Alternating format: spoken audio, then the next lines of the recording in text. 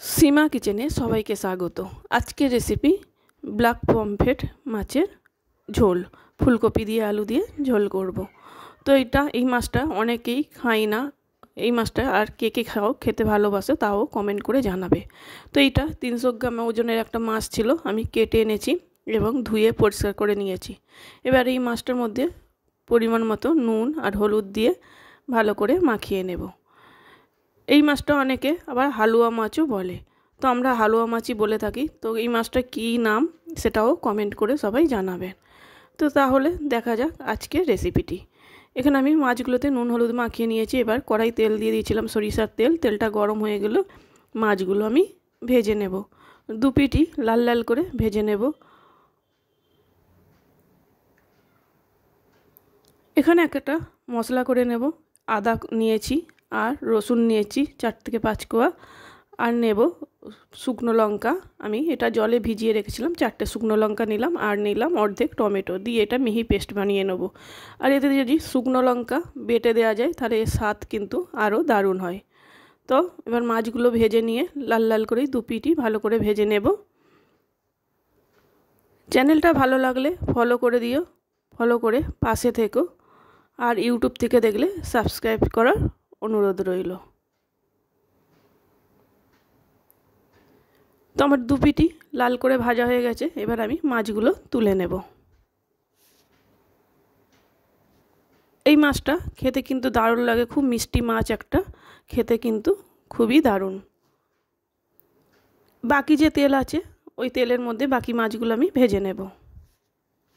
বাকি মাছগুলো ভেজে নিয়েছি। এখানে আমি অর্ধেক মানে 10-12টা ফুল আমি ভেঙে ধুয়ে পরিষ্কার করে নিয়েছিলাম। এবার আমি ফুলকপিগুলো নুন আর হলুদ দিয়ে লাল লাল করে ভেজে নেব।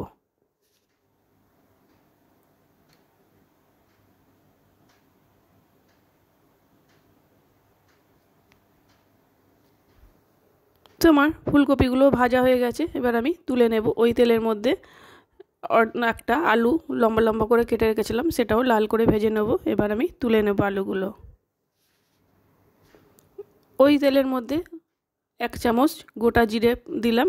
জিরেটা একটু ভাজা হয়ে গেলে এখানে একটা বড় সাইজে পেঁয়াজ কুচিয়ে রেখেছিলাম, সেটাও দিয়ে দিলাম।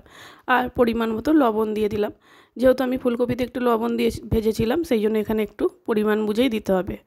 তো আর দিয়ে দিলাম একটা তেজপাতা, দিয়ে ভালো করে পেঁয়াজটা ভেজে নিয়ে এখানে যে বেটে রাখা মশলাটাও দিয়ে দেবো। আর মিক্সির জার ধুয়ে জলটাও দিয়ে দেবো। দিয়ে ভালো করে মশলাটা কষাতে হবে যাতে মশলার কাঁচা গন্ধটা চলে যায়। এবার এখানে কিছু মশলা দেবো। 1 চামচ হলুদ গুঁড়ো আর হাফ চামচের একটু বেশি জিরে গুঁড়ো দিয়ে দেবো।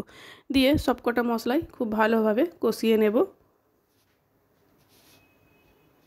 তো আমার মশলাটা কষানো হয়ে গেছে, ওপর দিয়ে তেলও ছেড়ে দিয়েছে। এবার ভেজে রাখা আলু আর ফুলকপিটা দিয়ে আবারও একটু ভালো করে কষিয়ে নেব।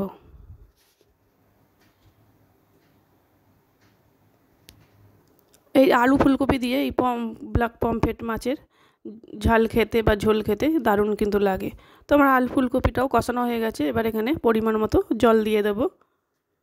দিয়ে লো মিডিয়াম আঁচে একটু হতে দেবো যাতে আলু আর ফুলকপিটা সিদ্ধ হয়ে যায়। তো আমার ঝোলটা একদম ফুটে গেছে। এবার আমি ভেজে রাখা মাছগুলো দিয়ে দেবো। দিয়ে ভালো করে নেড়ে চেড়ে দেবো।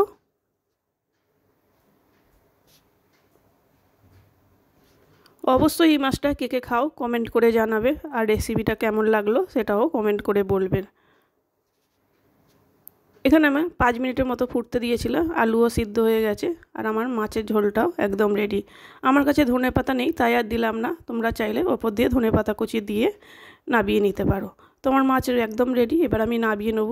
দেখো মাছটা কত সুন্দর হয়েছে, খেতে কিরকম দারুণ লাগে। এই মাছটা খুবই মিষ্টি মাছ, আবারও বলছি বাড়িতে অবশ্যই ট্রাই করবে। আজকের ভিডিও এই পর্যন্ত, আবারও চলে আসবো নতুন কোনো ভিডিও নিয়ে।